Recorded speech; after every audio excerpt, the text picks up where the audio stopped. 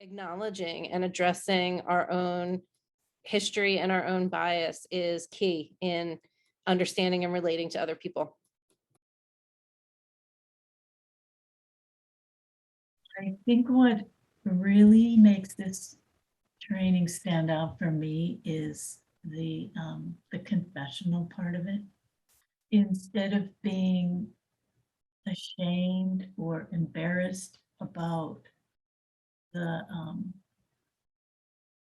racist things that I've said or done in the past, to turn them around and use them as tools.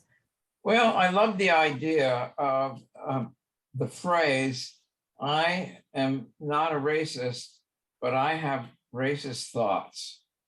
And the follow-up on how you can elaborate on that is very powerful. So few of us in the training have talked about our racist thoughts with people that we see as racist.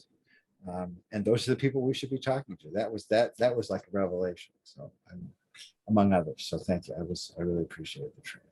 Black people face racism every day, and white people need to be able to have the courage to stand up and take it on, basically.